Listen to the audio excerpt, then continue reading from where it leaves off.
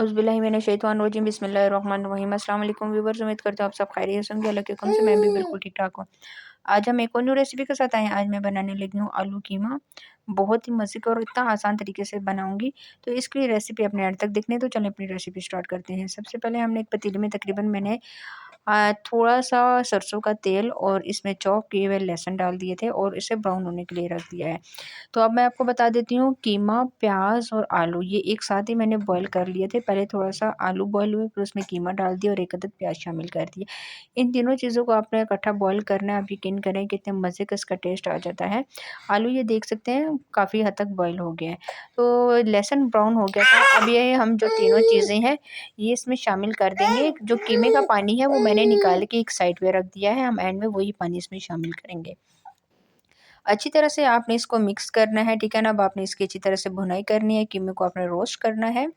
और अब मैं इसमें साथ ही डाल दूँगी पिसी हुई सब्ज़ मिर्चें, ठीक है। उनका मैंने पेस्ट बना लिया था। तकरीबन 2 मिर्चें ली हैं और इसको दरदरा सा मैंने कूट लिया था।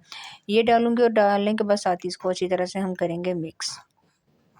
बहुत ही ये मज़े का बनता है, आप यकीन करें। और एक और आपको मैं आगे जाके बात बताऊँगी, तो इसके लिए वीडियो आपने बिल्कुल एंड तक देखनी है।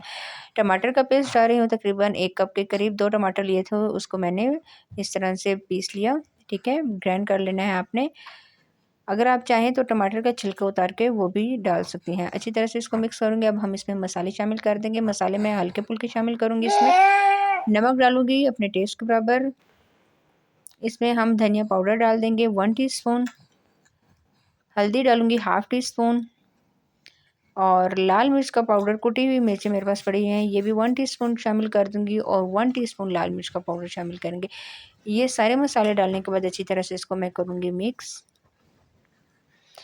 अचानक आपके घर कोई मेहमान आ गया और आपके पास टाइम नहीं है, तो आप यकीन करें आप ये फ़ौरन से ये वाला कीमा बनाएँ और उन्हें सर्व करें। आपकी लाइफ़ बहुत ही ईज़ी हो जाएगी। देखिए मैंने अच्छी तरह से मिक्स कर लिया था। अब रात को मैंने बनाया था थोड़ा-सा मुर्गी का सालन, ठीक है। मुर्गी का सालन मेरे पास थोड़ा-सा पड़ा हुआ था और ये देखें ज़ाया करने से ज़्यादा बेहतर है कि आपने अपने कीमे वाले सालन में इसको शामिल कर देना है। इसके साथ इसकी ग्रेवी भी बहुत मज़े की बनेगी और आप यकीन करें कि इतना अच्छा टेस्ट आता है। आपके घर में अगर कोई भी मतलब दाल या सब्ज़ी वग़ैरह बनी हुई है और आपने उसको ज़ाया बिल्कुल भी नहीं करना, आप इस तरह सालन बनाएँ और एंड में ये डाल दें। डालने के बाद अच्छी तरह से मैं इसको मिक्स कर रही थी, अच्छी तरह से इसकी भुनाई। और इतने मज़े का इसका जायका आया था, आप यकीन करें इतने मज़े की खुशबू आ रही थी।